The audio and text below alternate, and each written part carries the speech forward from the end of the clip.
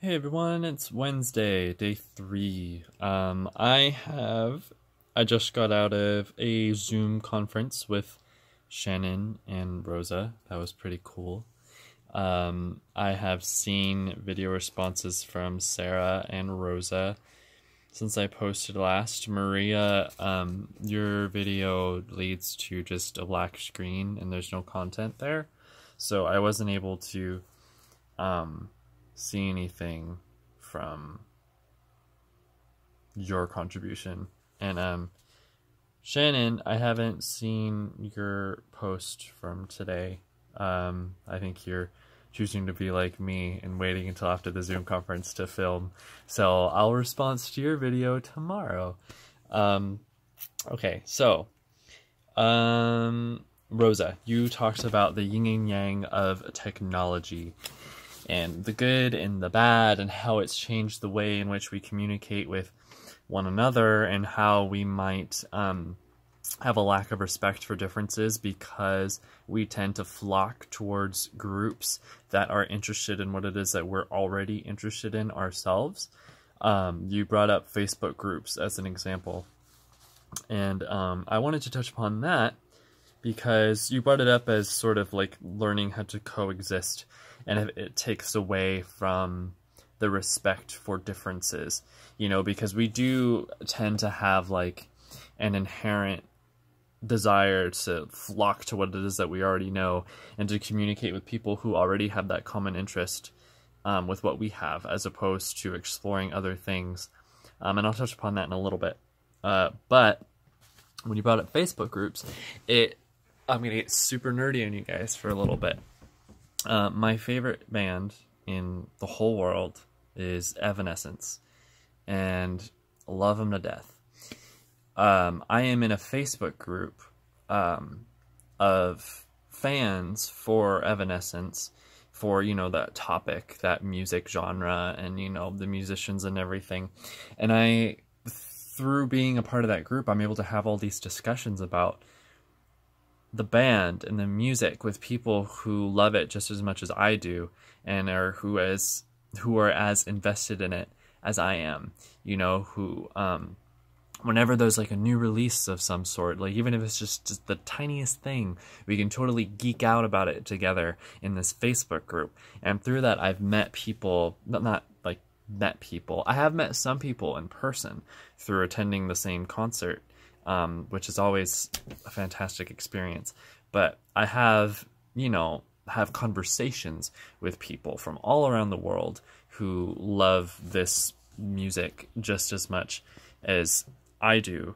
And it's been a really good experience. You're able to express yourself in a way that you don't normally feel like you can express yourself to people who are outside of that group. You know what I mean? Like, I was able to talk about, to people that I know would listen, I was able to talk about how, like, how I connected with this certain song in a certain way, or I connected with this band or this experience in a certain way and what it meant for me. And I'm able to, have conversations with those sorts of like-minded people. So in terms of, flocking to groups of people or organizations that already pertain to your own interests, I understand that.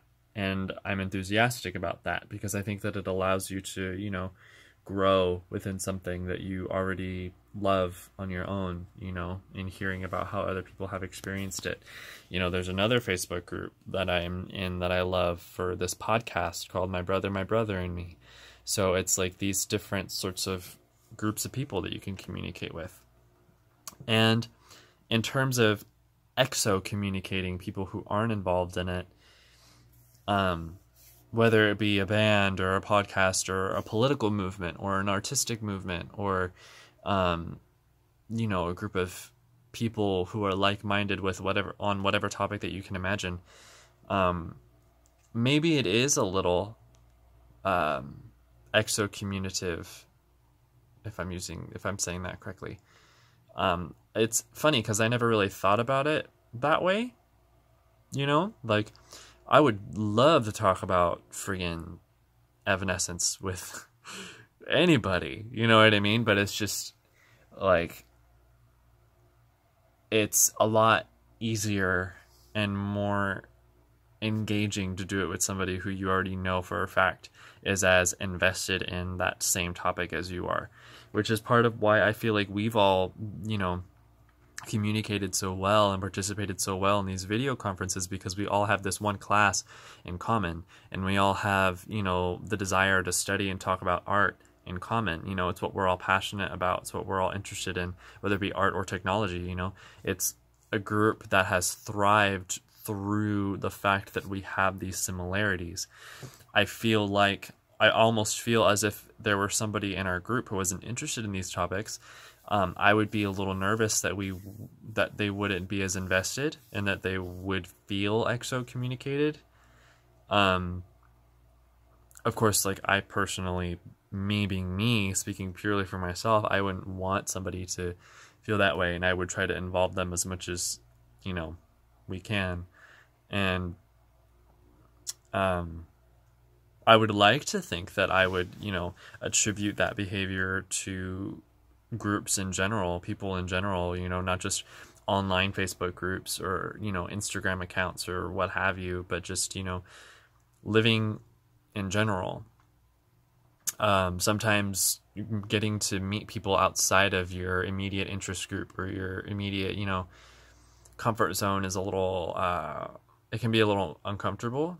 You know, speaking from personal experience, like back years ago when I was just this really shy and reclusive person who had a lot of trouble meeting people and speaking out and having a personality even, you know, it was difficult for me to have a balance, to have a yin and yang of people who, you know, I knew and were friends with that were different than me, in that, you know, they had different interests and different desires and different backgrounds and stuff. Like, that wasn't really something that I was able to engage in because it was hard for me to do from, like, you know, a psychological standpoint.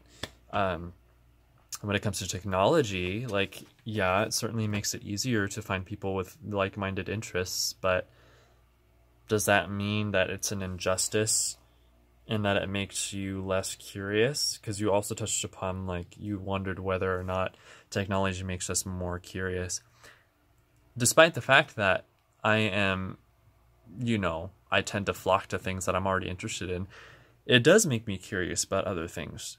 You know, like, there's so many different genres of music, so many different genres of art, so many different artists and different bits of technology and different, you know, current events that are happening, that it's like, I'm curious about all of that.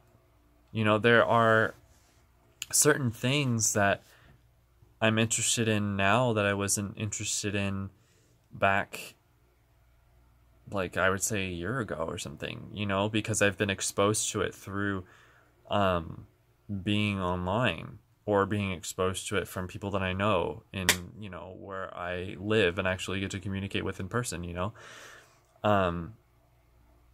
I feel like that curiosity is a little bit of a, it's almost sort of curated to you, because I know that a lot of Google services, like, they'll curate stories or curate topics or things to you based upon your already, you know, your interests and what it is that you search for. I suppose I'm sort of going off on a tangent now, but, you know, speaking from personal experience, being involved in specific groups, I would say, doesn't make me uninterested in other groups. It doesn't make me uninterested in involving other people outside of those groups.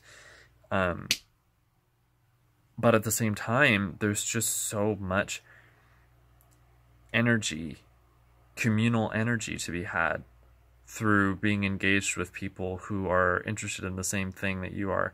You know, take a concert, for example. Everybody's there to see the same performers. Take a convention, you know, like Comic-Con or something like that, where everybody is so engaged within this one certain topic, and everybody has that communal energy of just togetherness, and it can be very uplifting and reassuring that, you know, maybe you're not so weird. You know what I mean? For being interested in what it is that you like, or, you know, it can be comforting to know that people are engaging in something that you yourself love to engage in. You know, it can build your confidence a little bit.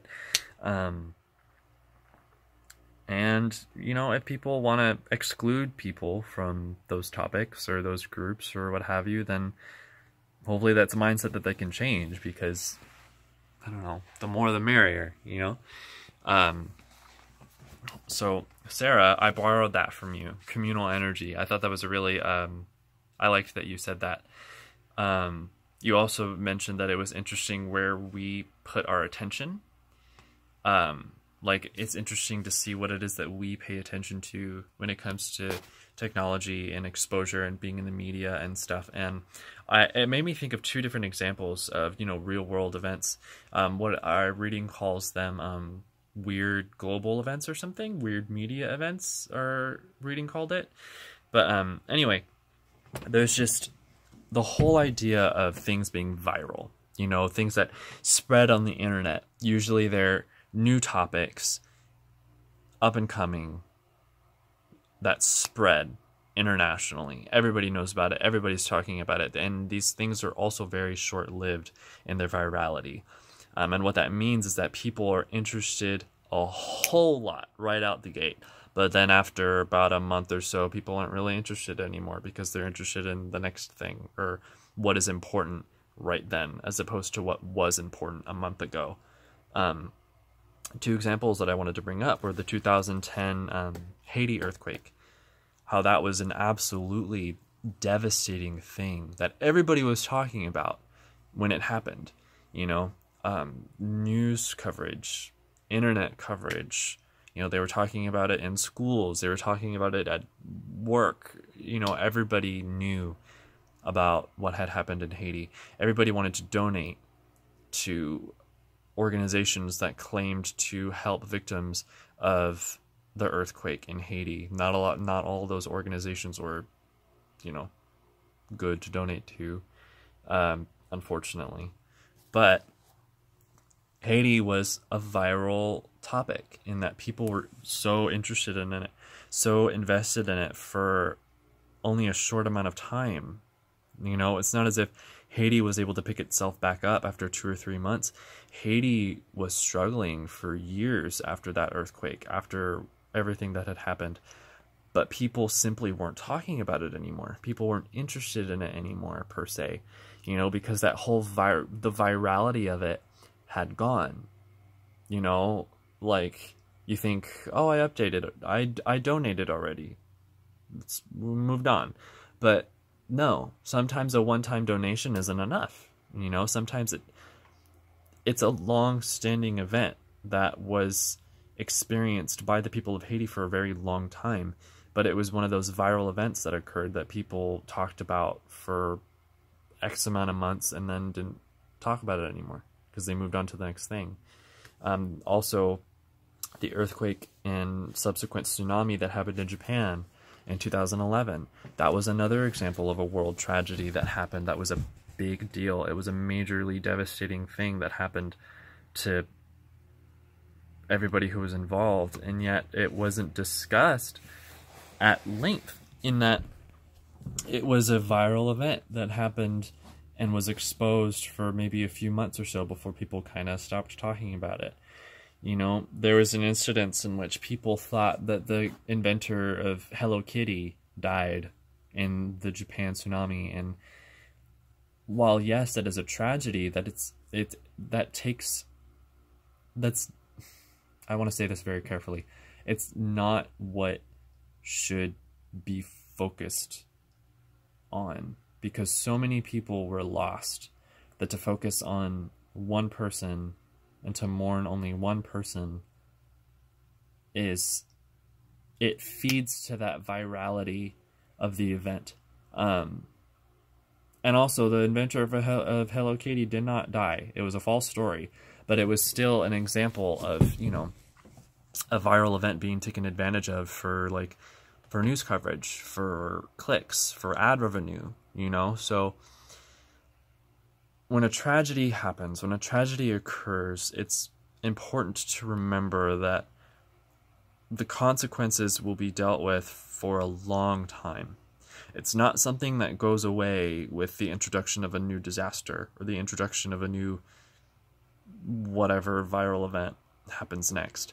So in terms of why it is that we put our attention to certain things in the media, I wish I had a better answer aside from the fact that, not the fact, but my opinion, that it's just simply because of the wow factor, that it's like, it's a new thing, you know, like, wow, oh my gosh, that's so tragic. But then that wears out, you know, because there's also that sense of communal energy that you experience from seeing those things in person. And a lot of the nature of these viral happenstances are not experienced in person by the people who spread the information. I've never experienced a tragedy in terms of like a natural disaster or something like that. So it's something that I admittedly don't have at the forefront of my mind. It's not ever something that I've ever dealt with. So again, I wish that I had a better answer aside from the fact that it's, you know, a viral sort of thing. Hopefully you guys have something better to say about it too. But we just have to keep in mind that, you know, because something happens, that doesn't mean that it's the end of the story, you know? Okay, let's move on. You know, I actually feel like that's as much as I think that I can say. Sarah, I think you also talked about the dangers of reproducing something out of its context. Always, whenever you're sharing something, always credit the original source. Always credit the original illustrator, the original artist, what have you.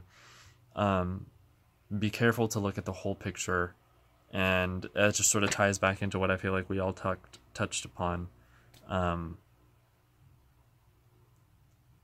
You know, I just received a phone call and it made me lose my train of thought.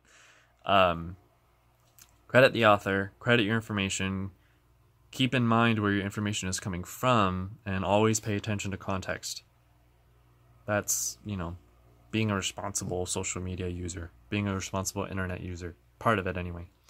Alright, thank you guys for listening to me. Play at double speed. Bye. See you later.